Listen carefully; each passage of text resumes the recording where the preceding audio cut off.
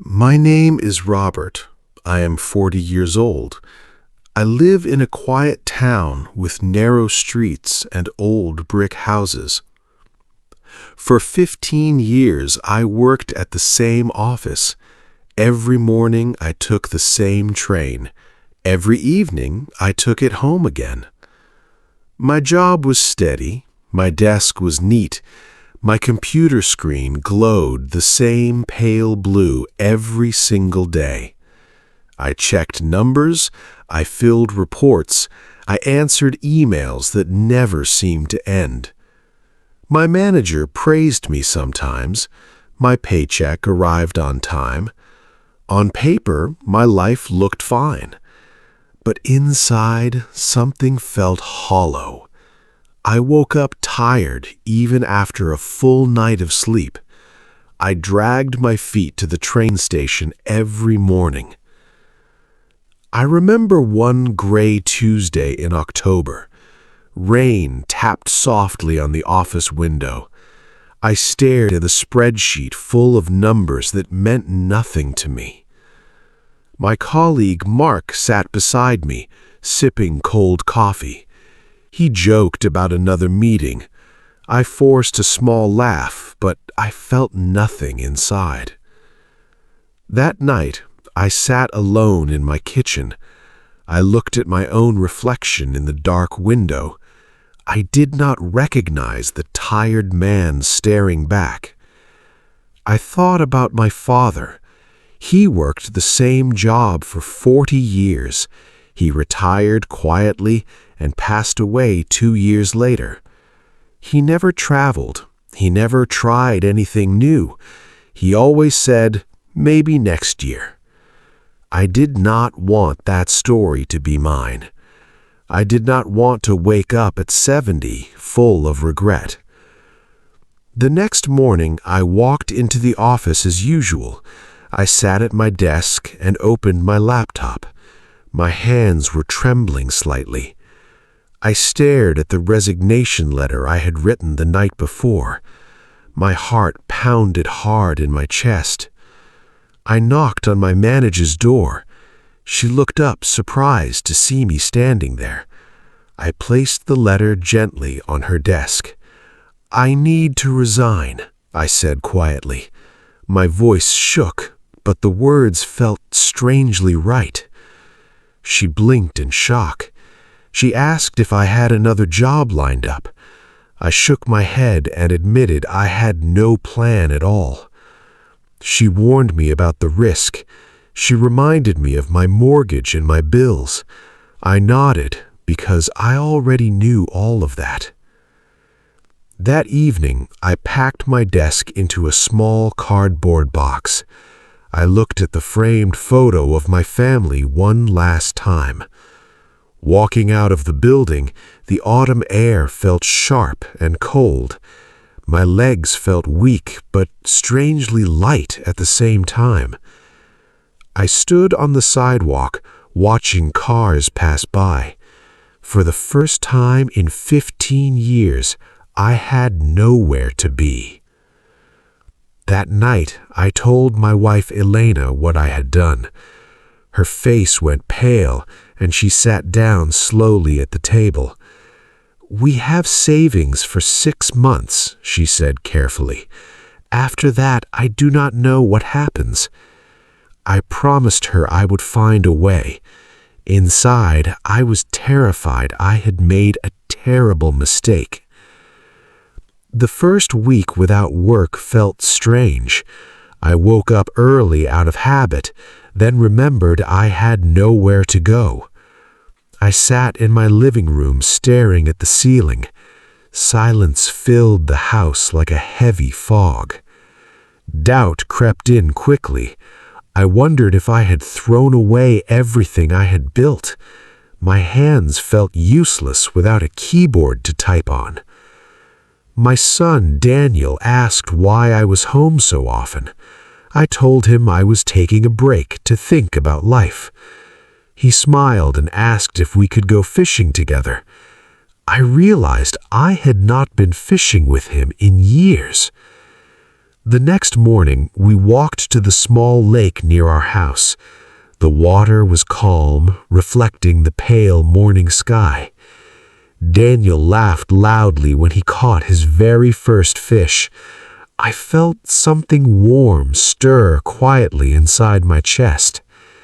For the first time in years, I was not checking my phone. I was simply present, watching my son's face light up with joy. That evening, I opened an old notebook from my closet. Years ago, I used to sketch furniture designs for fun. I remembered how much I once loved working with wood. My father had taught me in his small backyard workshop. I flipped through the pages slowly. Every sketch reminded me of a version of myself I almost forgotten.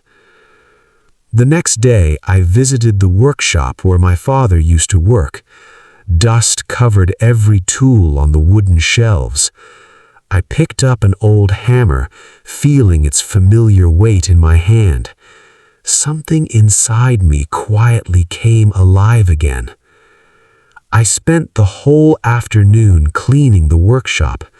Sunlight poured through the dusty window, lighting up floating specks of dust. That night, I built a small wooden stool from scraps of leftover wood. It was simple, but I felt proud of it. Elena walked in and touched the smooth wooden surface. "This is beautiful," she said softly, looking surprised. A spark of an idea formed quietly in my mind.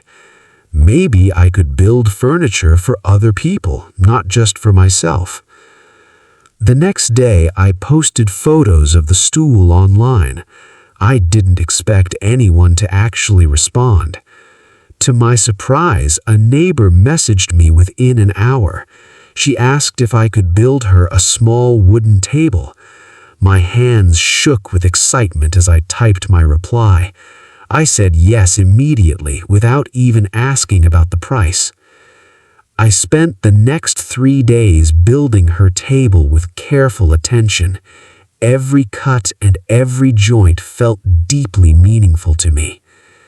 When she saw the finished table, her eyes lit up with joy. She hugged me and paid me generously for my work. That small amount of money meant more to me than any paycheck I had ever received. I had earned it doing something I truly loved. Word slowly spread around our small town. More neighbors began asking about tables, chairs, and small wooden shelves. I turned our garage into a proper workshop. Every morning I woke up excited to walk through that door. The work was hard and often exhausting. My back ached and sawdust covered my clothes by the end of every day. But for the first time in years, I felt fully alive. Every finished piece felt like proof that I still mattered. 6 months after quitting my old office job, our savings had grown thinner. Some nights, Elena and I quietly worried about our bills. But something had changed between us. We faced the uncertainty together, side by side, instead of drifting apart. One evening, a local cafe owner saw my work online. She asked me to build custom tables for her entire cafe. It was my biggest project yet. I worked late into the night for 2 full weeks, carefully shaping every single piece. When the cafe opened with my tables inside, customers admired the warm, handmade wood. The owner proudly told everyone who had made them. That single project changed everything for my small business. More orders began arriving steadily every single week.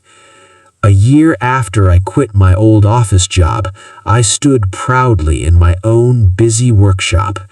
Sawdust drifted gently in the warm afternoon light. Daniel often visited after school, sanding small wooden blocks beside me. Elena managed my orders and handled the growing business calls. I thought back often to that gray, rainy Tuesday at my old office desk. That version of me had felt completely invisible. Now, every single day, I create something with my own two hands. Every table and chair carries a small piece of who I truly am. I still remember my father's quiet words, "Maybe next year." I am deeply grateful that I chose not to wait. Quitting my job was the most terrifying decision of my entire life, but it became the very best decision I ever made. Sometimes the safest path is not truly the right one. Sometimes real courage means simply choosing yourself, even when you feel afraid.